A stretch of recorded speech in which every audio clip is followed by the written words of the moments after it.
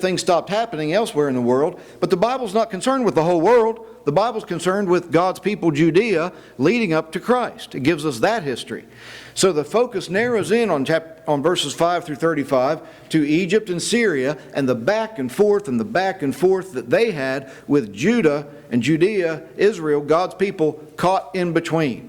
We saw that there'd been a lot of the king of the south going to the king of the north, and the king of the north came to the king of the south. And he gave the daughter of women to the king of the north to try to form an alliance. He gave his daughter to marry their king to try to form an alliance. And all that sort of thing is going on in the first 20 or so verses. Then you remember that there was in the south this reign of Ptolemies, and in the north this reign of people either named Seleucus or Antiochus. Same family sometimes, but the different names there. And then we get down to about 164 in the Maccabees. It goes all the way to the time of Christ, but we'll see that in the rest of tonight's lesson. And then in 2 weeks, we'll finish Daniel chapter 12, Lord willing, and that will take us up to the time of the end of the Judaic dispensation. Now, in verse 21, we noted that someone very infamous is introduced. This person is Antiochus IV Epiphanes. He was a contemptible person. He was a vile person who caused all kinds of havoc in Judea, all kinds of death, all kinds of misery. He was one who usurped authority. He was one who did not have the authority, but he usurped what was given to a rightful heir. I've already shown you this slide, so I'm only putting it up here for review. And the reason we focus in on him is he captivates about chapter 11, verses 21 through 35, because he was such an important historical figure. How does he get to be an important historical figure? He was evil, he was vile, and he killed a lot of people. Don't become an important historical figure. If that's the reason you have to, don't do it. Well, that's what he did. Now, the reason we focus in on him is that there are so many people who misunderstand these verses. They go through these verses and they go through Persia and they go through Greece. And then they come to this particular period between the Ptolemies and the Seleucids, and they say, wait a minute, in his place shall arise a vile person, and they project that 2,500 years or much more forward to whenever the end of time is going to be, and say that there's some Antichrist that is coming. No, they have to take the book out of context to do that. This is all fulfilled in the 5th century, 4th, 5th, 6th century BC. Now Antiochus Epiphanes then came on the scene, and then verse 22, with the force of a flood they shall be swept away from before him and be broken, and also the prince of the covenant. That kind of language refers to Judea. And after the league is made, there's an alliance made with him, he shall act deceitfully, for he shall come up and become strong with a small number of people. Well, there was a rightful heir to the throne, but court officials took over in the south. There was a rightful heir to the throne in the north, but Antiochus IV ignored all that and subverted his way into power in the kingdom. And that's where we left off, verse 24. He shall enter peaceably into the richest places of the province, and he shall do what his fathers have not done, nor his forefathers. He shall disperse among them the plunder, spoil, and riches, and he shall devise his plans against the strongholds, but only for a time. Well, he goes into Egypt. He pretended to be their friend. He violated a treaty with Rome that he had. He pretended to be Egypt's friend, and then he turned on them, and he would occupy much of Egypt and distribute riches among his supporters like he's, buying votes, the way we talk about it today, buying support. He succeeded where his father and grandfather had failed. He'd done what his fathers have not done, nor his forefathers, and he had conquered Egypt. Then, verses 25 and 26. These are new verses for tonight. He shall stir up his power and his courage against the king of the south, the Ptolemies. Ptolemy 6 Philometor, to be particular, and that was his nephew because of the exchange of one of the daughters of women from the north. Cleopatra I had gone and married Ptolemy V, and then they had together Ptolemy VI. Well, he shall stir up his power and his courage against the king of the south with a great army, and the king of the south shall be stirred up to battle with a very great and mighty army, but he shall not stand. The king of the south would lose, for they shall devise plans against him. Yet those who eat of the portion of his delicacies shall destroy him. Those people close to him would destroy him, and his army shall be swept away, and many shall fall down slain. Well, Antiochus IV attacked and won most of Egypt, exploiting the infighting among the Ptolemy brothers at that time. Those who were close to him, those who ate of his delicacies, they were fighting against one another in high places. Antiochus IV came in and exploited that and captured most of Egypt. Verses 27 and 28. both these kings, north and south, both these kings' hearts shall be bent on evil, and they shall speak lies at the same table. They shall speak lies at the same table, but it shall not prosper, for the end will still be at the appointed time. The end of the Mosaic dispensation, the end of Judah, the end of Israel. That's the end that he's talking about here. The end is within that particular time frame. He's going to go to a table, he's going to speak lies at it. The other king's going to speak lies too, but that's not going to be the end yet. The end will still be at the appointed time.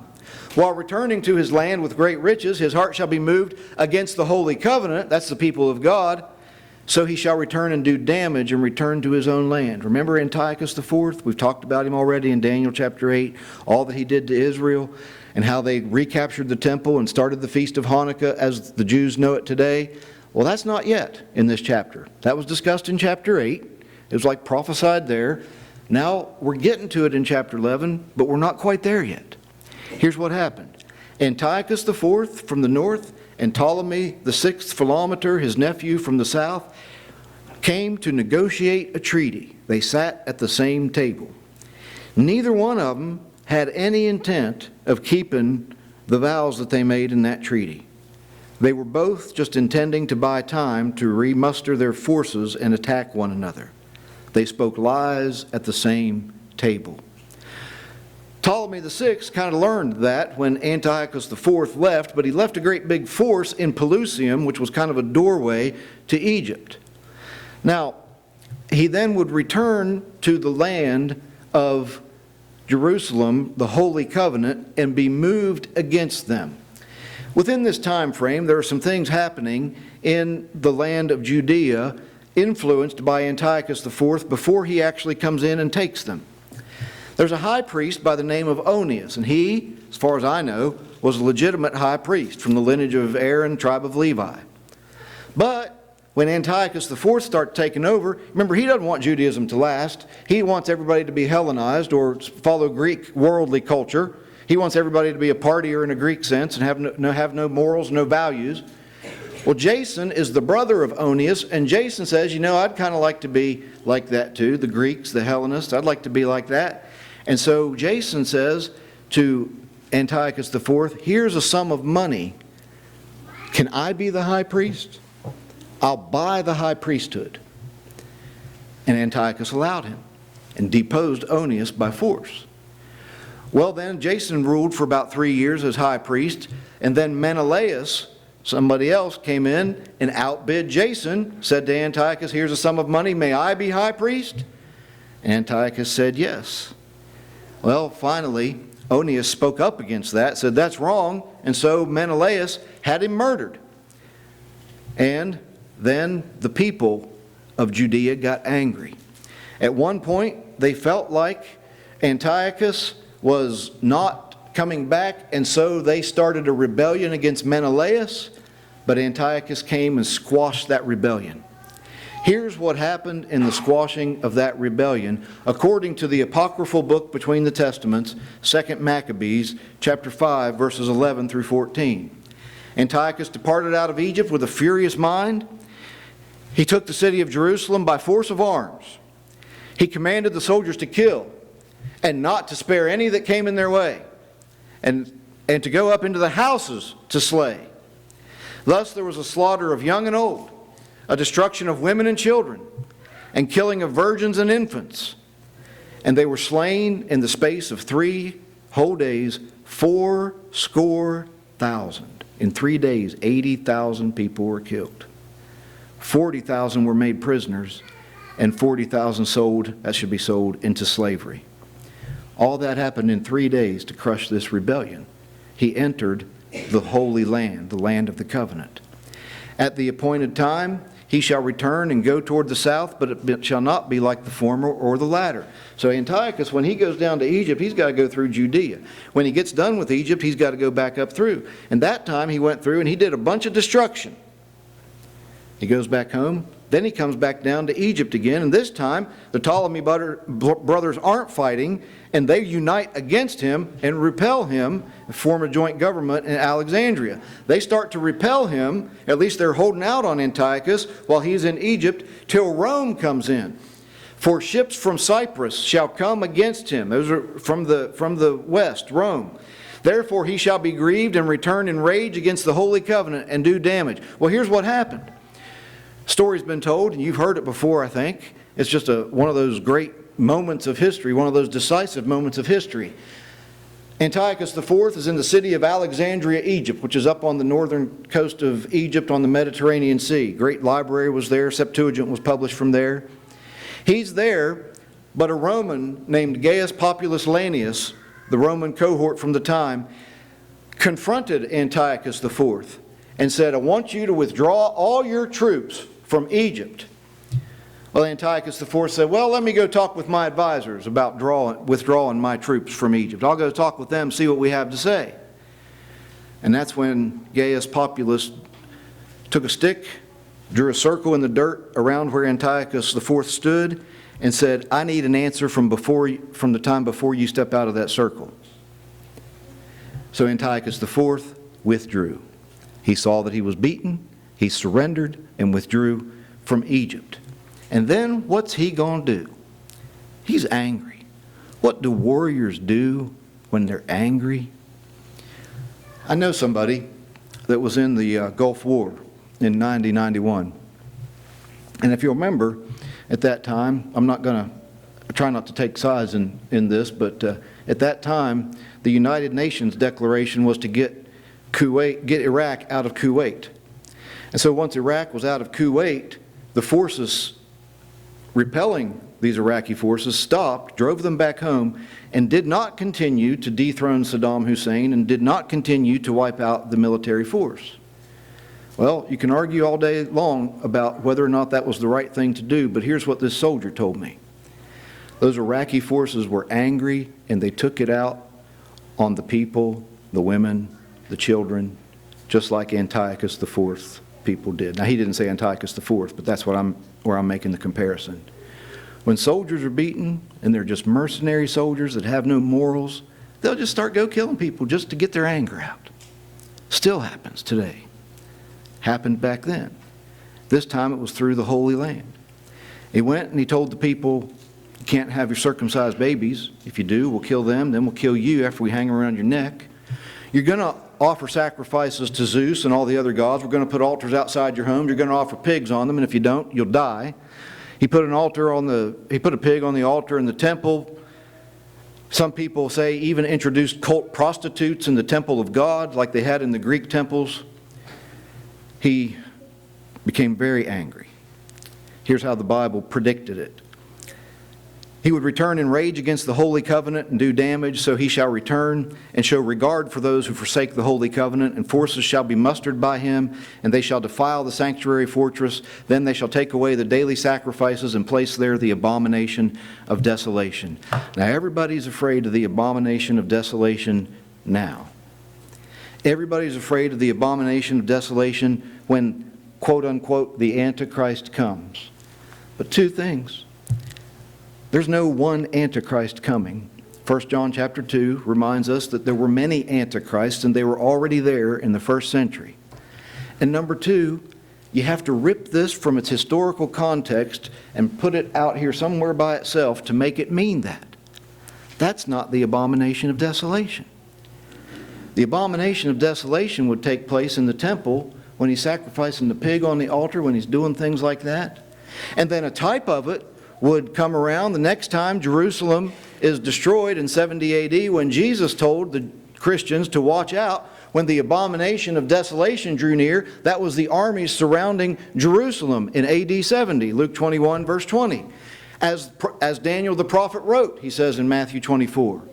In other words, here it's an abomination, it's desolation. We're by ourselves, it's an abomination to God. It happened with Antiochus IV and the pig on the altar.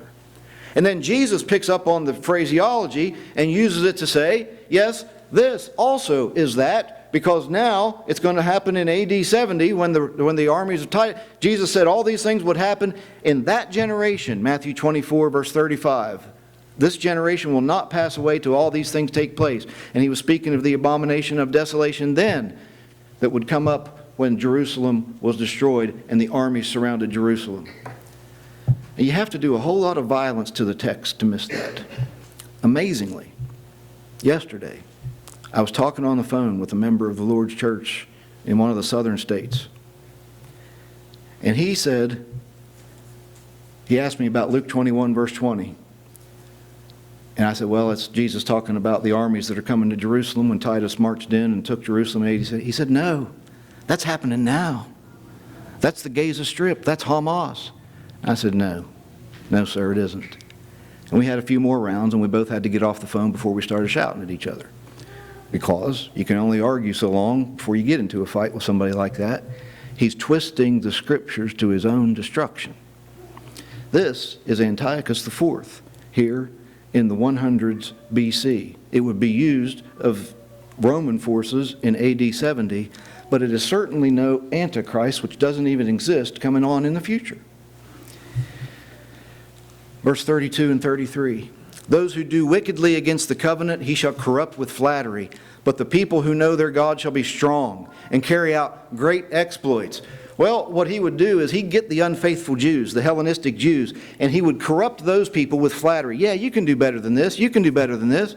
But the people who knew their God would stand strong. They would carry out great exploits. And those of the people who understand shall instruct many. Yet for many days they shall fall by the sword and flame, by captivity and by plundering. Every Jew at that time faced the choice. Am I going to offer these sacrifices to these gods and live a nice luxurious partying life for a few years and then go to hell?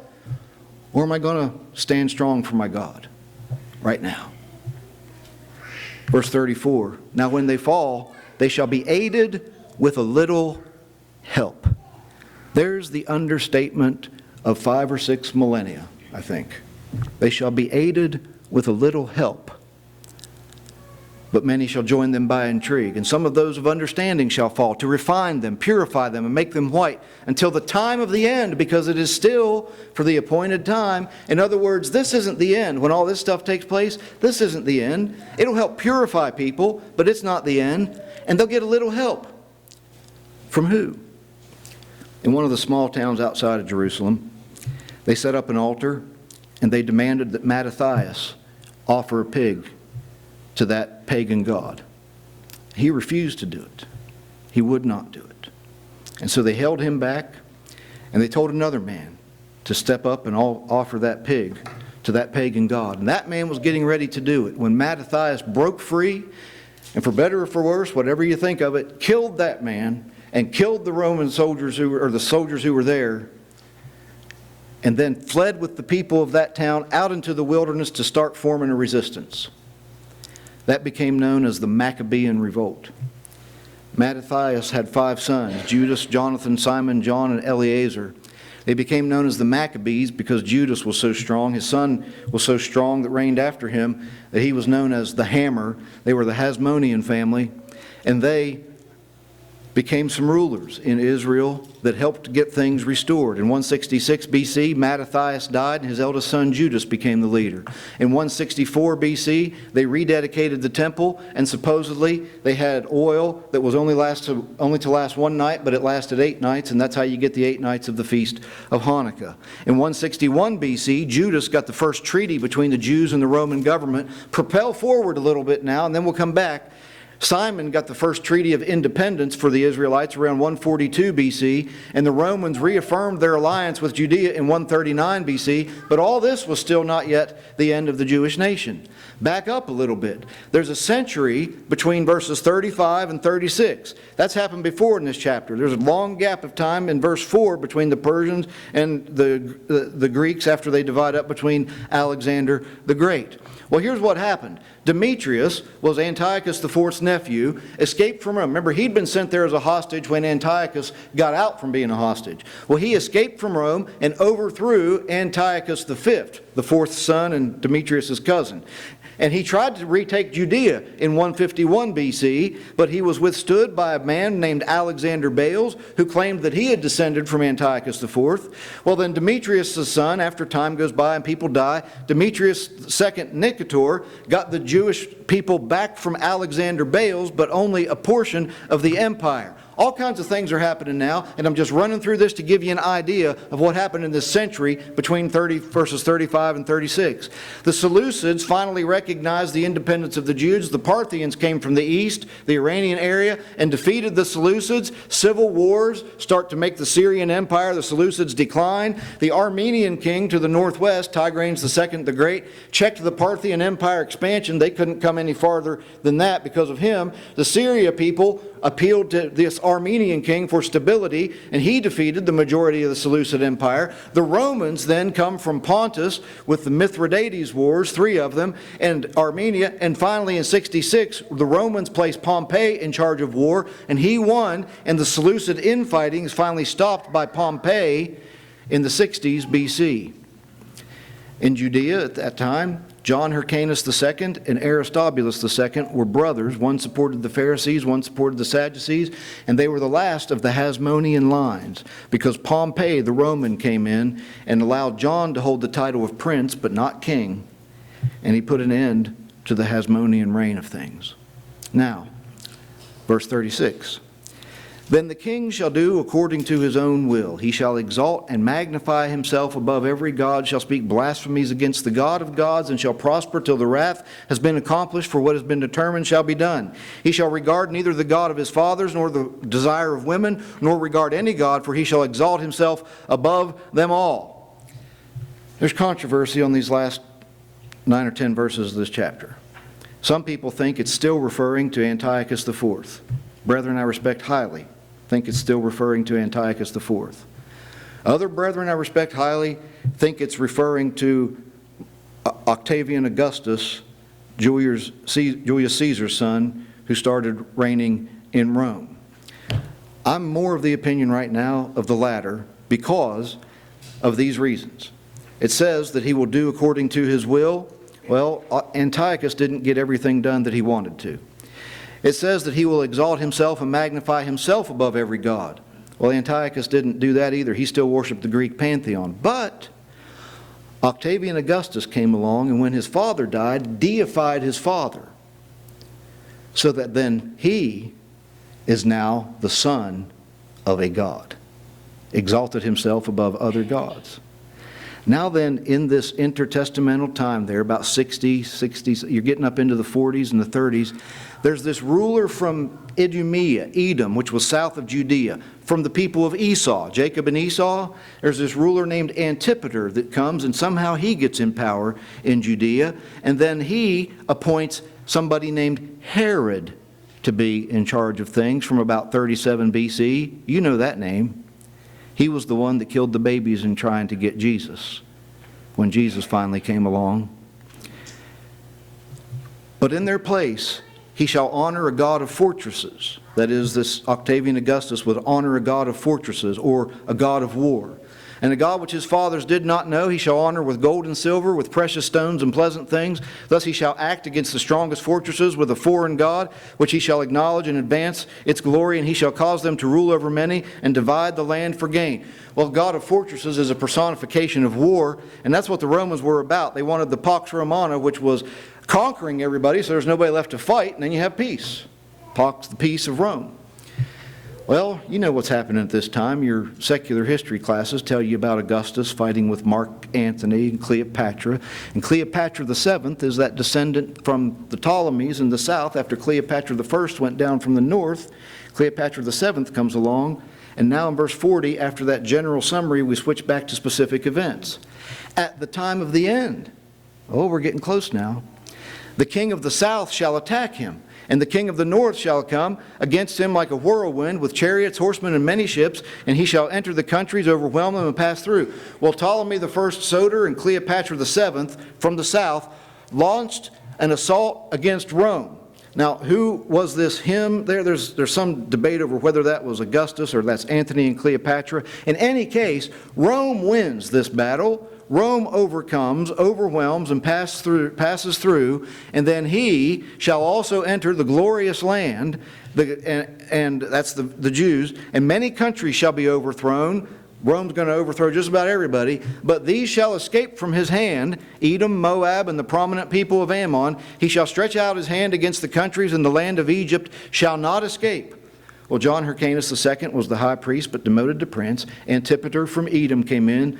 His family had converted to Judaism a century prior, but that didn't make him any more popular with the Jews at this time. He gets political leadership. He appoints his son Herod as governor. Antipater dies. Aristobulus' son Antigonus causes Herod to flee from Rome in 40 BC, but then Herod's going to come back. The Senate made Herod is really smart. He goes to the Senate in Rome. They appoint him king of the Jews. He returns in 36 BC, and he terminated all the Maccabees. The Maccabees are done. And by the way, that's a century after they got started with bold Mattathias, and they had become as corrupt as anybody else by that time. He terminated all of them. But Herod thought, I'll endear myself to the Jews. I'll marry one of them. I'll marry a descendant of the Maccabees. He married a Hasmonean princess. I think her name might have been Mariamne, but don't quote me on that. Herod then was trying to navigate the winds of war. First he supported Mark Antony, but then when Mark Antony and Cleopatra lost and they committed suicide, Herod went over and committed and supported Octavian and thus gained favor. Edom, Moab, and Ammon, just as the prophecy said, escaped Roman rule. Verse 43, he shall have power over the treasures of gold and silver and over all the precious things of Egypt. Also the Libyans and Ethiopians, the neighbors, shall follow at his heels. All the riches of Egypt became Augustus's and Rome's. And then verse 45, but news from the east and the north shall trouble him, shall trouble Augustus. Therefore he shall go out with great fury to destroy and annihilate many. And he shall plant the tents of his palace between the seas and the glorious holy mountain. Yet he shall come to his end, and no one will help him. Well, Rome was never quite able to vanquish the Germanic tribes to the east and the north across the Rhine River, or the Parthian Empire to the far east in modern Iran and Iraq, just as this prophecy said. In AD 9, the Roman legions ambushed and annihilated in Germany at the Battle of Teutoburg Forest, and Daniel 11 ends with Rome firmly having control of Judea. They established control over Judea, Samaria, and Idumea in AD 6, and Augustus died in AD 14.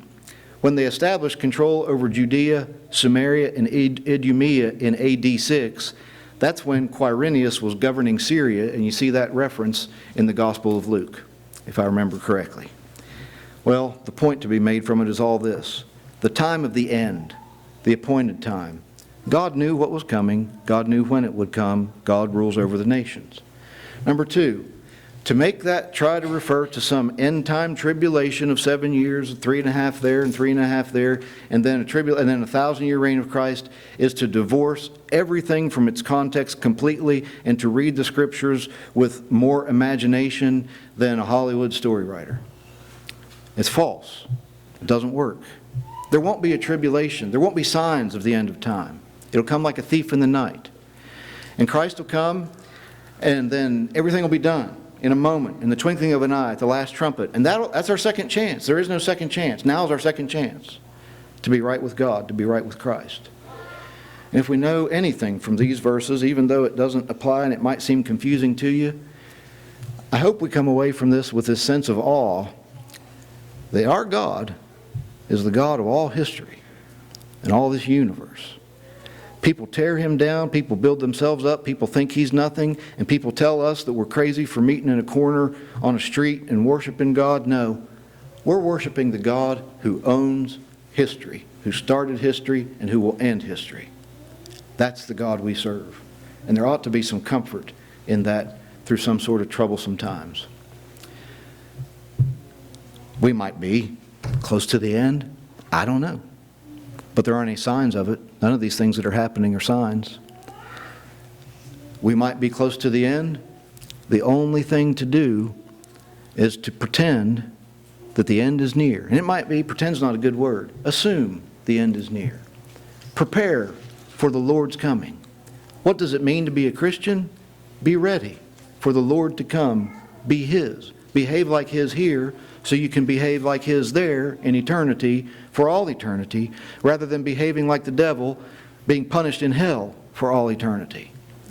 If you're not a Christian, all this was leading to the Christian era. At the end of the Jewish kingdom was coming, and God's plan for Christianity was going to come to fruition. And now we're in that age, and we have been for almost 2,000 years. And now the plan is simple. Believe Jesus Christ is the Son of God. Confess Him. Repent of your sins. Stop your sins. Be baptized for the forgiveness of those sins. They can be forgiven. Live faithfully to the Lord after that. If you've been unfaithful, repent of that, confess it, and come back to Him. If we could help you, would you please come as we stand and sing?